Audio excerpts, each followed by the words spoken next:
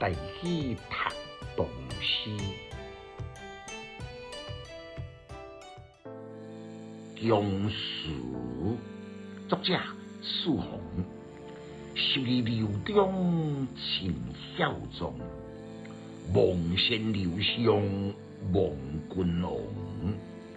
素含金秀连环岭，水滴东梁丢老中。浑家大锁还对镜，落雨还景甜香。遥归青殿两开始，倒客江陵锁二重。感慨，这首的姜词呢，是刻画后姜足多嫔妃呢，问君王家乡，望眼欲穿，美梦成空，产生幽怨的心理。情志委婉，苦不堪言。不过呢，为独特的风格。头一段就来点明，莺莺燕燕，足多嫔妃。七早八早呢，就独立来西装打扮，亲像要神仙降临感情的阴暗期盼君王的家乡。暗恋透过秋夜的神念来烘托内心的清凉。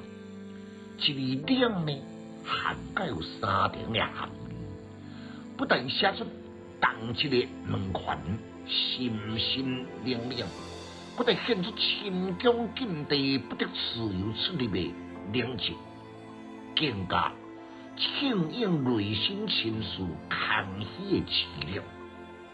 竟然完全是内心的情节，产生矛盾的写照。梦在寄梦的时间特别长，愈使人心情煎熬难受。讲是无梦，偏偏搁再怀着某种的期待，一直自我安慰讲要希望，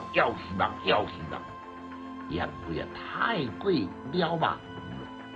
讲较清楚一点啦，分明是自欺欺人。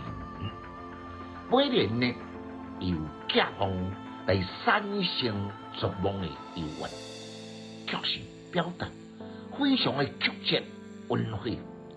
规首诗生动来反映心中嫔妃的空虚寂寞、苦闷伤怨，甲对人物心理状态写照。非常的细致逼真，进一步当来证实历来所成传的名言，一入姜文深似海。尤其每年的意境呢，虽然不是中文乱，也不过呢是江中嫔妃最无奈的感伤。读诗的囡仔白学派，有气质，够文采。读诗快乐哦！